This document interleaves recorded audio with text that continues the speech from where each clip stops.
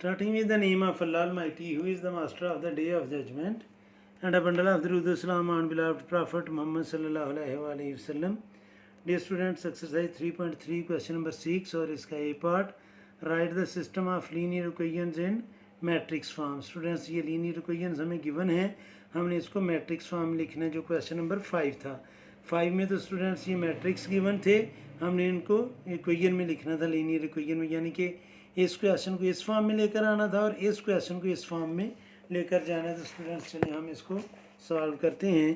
तो ये स्टूडेंट्स हमारे पास जो इक्वेशन नंबर 1 पार्ट 1 है उसमें लिखा है x + y = 2 और x - y = 4.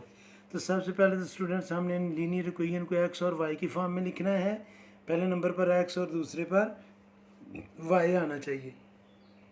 अब इनके जो कोएफिशिएंट हैं वो स्टूडेंट्स हमारा एक मैट्रिक्स बन जाएगा. x का कोएफिशिएंट 1, y का कोएफिशिएंट भी 1, फिर x का कोएफिशिएंट 1 और y का कोएफिशिएंट -1. तो इसको मैट्रिक्स में लिखना है. और आगे स्टूडेंट्स जो वेरिएबल हैं उनको हम कॉलम मैट्रिक्स में लिख लेंगे और ये इक्वल आ जाएगा स्टूडेंट्स 2 और 4 के. तो ये स्टूडेंट्स हमने इन लीनियर इक्वेशन को मैट्रिसेस फॉर्म में कन्वर्ट कर लिया. अब ये जो सेकंड पार्ट है इसमें स्टूडेंट्स देखें, जो सेकंड इक्वेशन है उसमें x दूसरे नंबर पर है तो हम इसको पहले नंबर पर लिखेंगे. इक्वेशन नंबर 2 की बात कर रहा हूँ. तो ये आएगा -x + 5y और राइट साइड उसी तरह रहेगी 10 ही. अब स्टूडेंट्स हमने इसको लिखना है इक्वेशन फॉर्म में, मैट्रिसेस फॉर्म में. तो इसको अभी आप सेंटर से इग्नोर कर दें.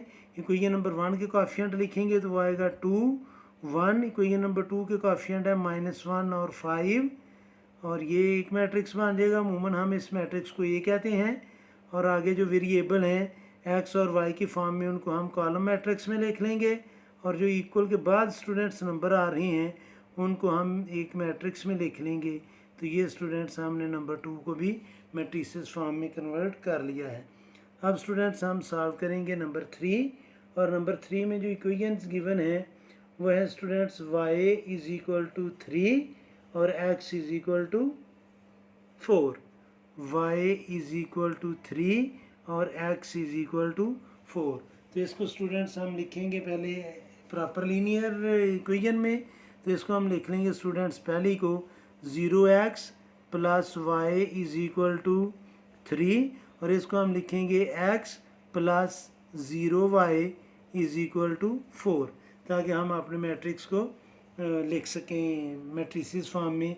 तो हमारा जो मैट्रिक्स ए बनेगा उसके एंट्रीज होंगी 0, 1, 1 और 0. और जो वेरिएबल होंगे उनको कॉलम मैट्रिक्स में x, y और ये इक्वल आ जाएगा स्टूडेंट्स 3 और 4 के. और इसको भी हम लिखेंगे मैट्रिक्स में. ये थर्ड पार्ट था. अभी हम सॉल्व करेंगे स्टूडेंट्स फोर्थ पार्ट. और उसमें जो इक्वेशंस गिवन हैं वो हैं जी 5/2x - 3y = 1. और जो दूसरी इक्वेशन है वो है स्टूडेंट्स 1/2y - 4x = 2. तो सेकंड इक्वेशन का जो वेरिएबल x है उसे हम पहले लिख लेंगे.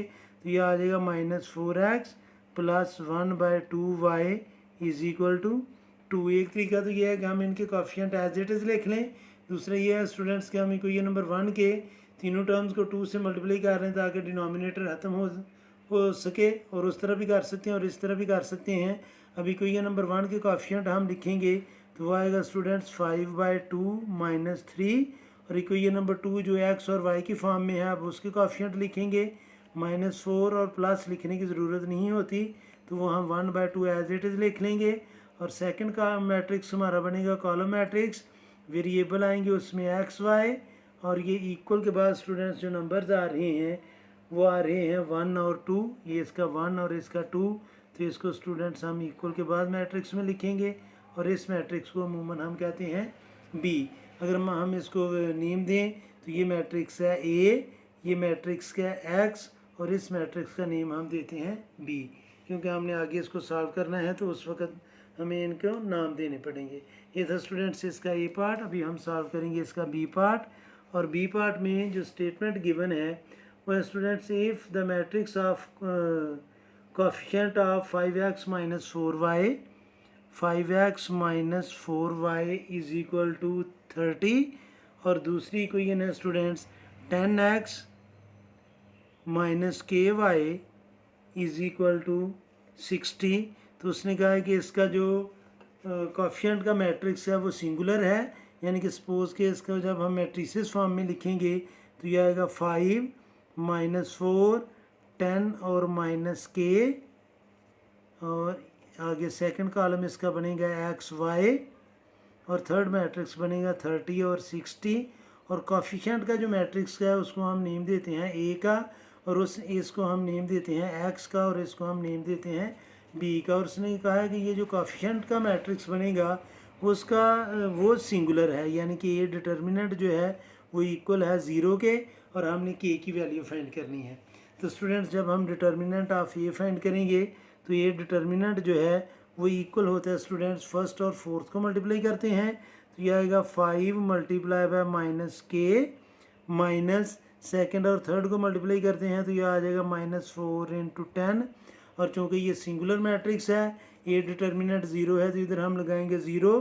5 माइनस के से मल्टीप्लाई करेगा तो ये आ जाएगा -5 के, ये माइनस और ये माइनस मल्टीप्लाई कर रहे हैं तो ये आ जाएगा स्टूडेंट्स प्लस 4 को 10 से मल्टीप्लाई किया तो 40।